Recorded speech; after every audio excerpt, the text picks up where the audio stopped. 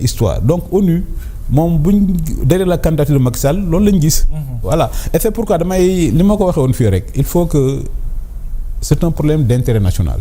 li may bañal Sénégal man Sénégalais la je suis fier de mon pays damay bañ Sénégal am gàcce li ko Youssou Ndour dewee gàcceem nga def na mbool yaama. xam nga la mooy gàcce mbool yaama. mooy Macky Sall nekk secrétaire général de l'ONU te président Bassirou Diomaye Faye jàppale wu donc ñun dañoo yaakaar ni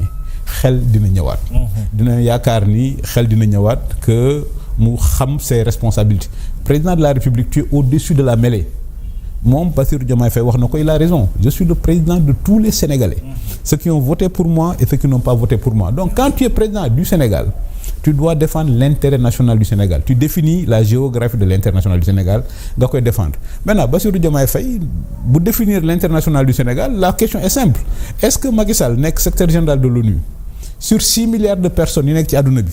le job le plus important ñu ne benn Sénégalais moo koy jiite donc c'est la question est simple est-ce que Macky Sall nekk secrétaire général de l'ONU est-ce que intérêt Sénégal la bu boobaa le président na ko jàppale maintenant si le président estime que nag du intérêt Sénégal bu boobaa muñ ko mu bañ ko jàppale mais li daal ñu yaakaar nañ ni xel dina ñëwaat que président de la République que d'ici ñuy egg novembre wala octobre xelam dina ñëwaat que face à sa responsabilité historique donc mu génn dans le clivage partisan et puis défendre les intérêts du Sénégal et puis xool nu muy jàppale. Est-ce que vous pensez que le président Macky Sall gagnewul ba noppi sans même arriver ci cëppaandaw la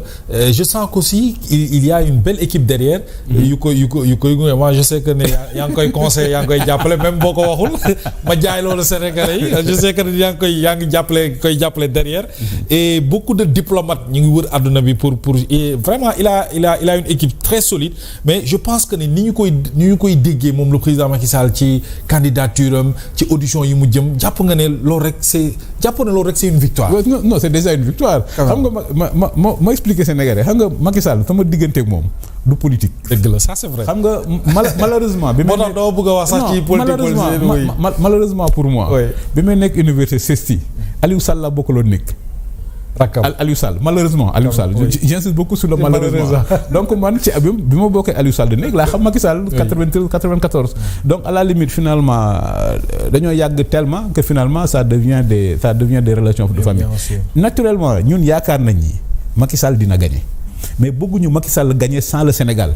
ñun temps yi loolu mooy suñu préoccupation da ngay gis ni du affaire u diplomate ça veut dire aujourd'hui ay pays quand on te dit aujourd'hui il y a 42 pays africains ñoo jàppale Macky Sall 42 wala 44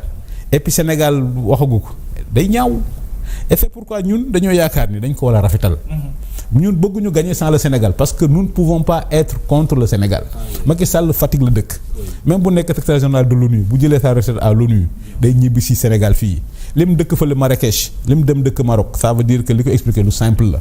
waa parce que bu ñu naan wéy dafa daw des trucs comme ça ma wax leen rek ni président buy daw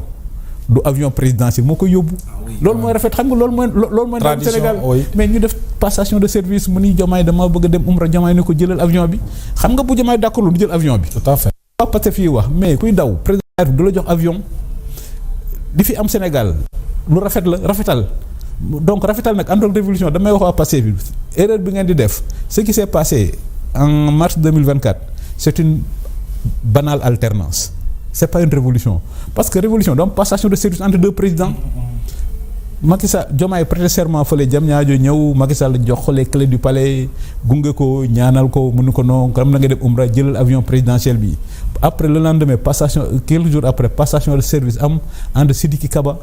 ak Ousmane Sonko donc bu ñu fa affaire révolution li fi am de révolution alternance la alternance nag mooy continuité li séparation bi ni mu rafetee woon wala fi dañuy wax ànd dañ koy rafetal. séparation dañ koy rafetal. gis nga ñoom nag bi ñuy séparer ñoom dañoo inverse affaire yi séparation bi dañ ko rafetal mooy le président di dem keneen di ñëw ñu rafetal ko nu yóntee ñaan tàllal ma ñaanal la mu jox avion bi donc bii nañ ko ànd bi nañ ko rafetal ànd bi ni ñu mën a àndaatee mooy année prochaine mu nekk ndamu Sénégal Macky Sall nekk secrétaire général de l'ONU Diomaye dem assemblée générale de l'ONU jour boobu ñu ni y a 2 grands Sénégalais qui sont dans la salle. loolu moo gën a rafet. y a rien de tel. non loolu jar na lu nekk. là y a rien de tel. donc dañuy wax président bu mu topp les rentiers de la tension les dóorkat de la société civile. waaw ñooñu ay dóorkat lañ. quand même ñoom c'est des rentiers de la tension ñooñu bëgguñu Sénégal. ñooñu il incarne la négation du Sénégal donc il faut que moom mu xool sa responsabilité historique et puis qu'il ait le sens de l'histoire mu def li mu war a def donc bu mu topp les rentiers de la tension de la société civile. bu mu topp aussi l'aile extrême de Pastef. L'aile extrême de Pastef demande toujours du sang et donc je leur donne simplement un cours de sciences politiques gratuit d'ailleurs. On ne gagne jamais une élection avec des extrêmes parce que boo xool la population électorale du Sénégal ñetti parti la ak les pro-Pastef fanatiques ñoo ñëpp boo leen boolee matuñ un 5e donc Bassirou Diomaye Faye gars yi da nga leen maîtriser rek Bassirou Diomaye non mais xam naa ko mais je connais mais c'est ma spécialité là mais boo xoolee Pastef fonctionne comme le parti navi et c'est pourquoi je dis mais mënul réussir parce que totalitarisme mënul réussir dans une société ouverte et le Sénégal une société ouverte c'est pas possible donc li may wax pour que ça réussisse j'avais dit les deux batailles ingagnables ci lañ nekk temps yi la guerre contre la presse ak la guerre contre les magistrats quand même. Et nous sommes une société ouverte. Absolument. Donc loolu mooy démocratie dans une démocratie nag alternance ça veut dire que même boo xool notre style d'opposition loolu la. Nous on s'oppose pas à l'État on s'oppose pas à l'administration on s'oppose au régime de Pastef donc en fait ba mu commencé ba léegi est-ce que dégg nga ñu attaquer diplomates yi parce que nous on sait les diplomates c'est pas eux qui décident c'est le président de la République qui est le chef de la diplomatie qui décide lu président décide nag le peu que je connais de nos diplomates lu président décider ils vont l'appliquer non ils vont l'appliquer c'est normal donc c'est pourquoi ñun li ñuy wax dañuy wax le président de la République tous les diplomates attendent la bonne décision les diplomates la piaffe d'impatience président jox leen accord am rek bañ def le tour du monde fal Macky Sall yëngal àdduna non sur ce plan nos gars sont excellents nos diplomates sont excellents ils sont les meilleurs en Afrique mais xoolal rek c'est pas la première fois ils l'ont fait avec Jacques Diouf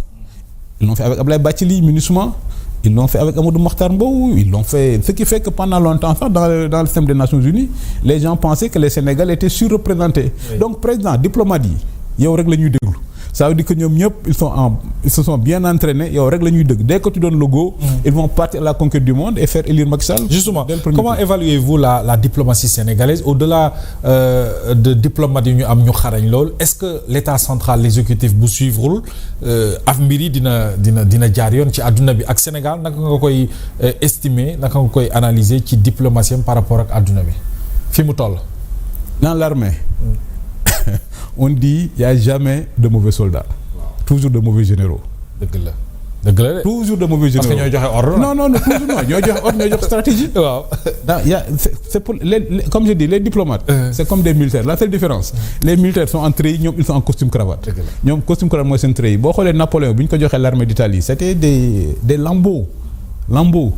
une armée boo xam ne du dara bu ñu ko joxee l'armée d'Italie mais en quelques mois il a gonflé à bloc les troupes et il est parvenu à conquérir l'Italie c'est pourquoi on dit il y a jamais de mauvais soldats toujours de mauvais généraux.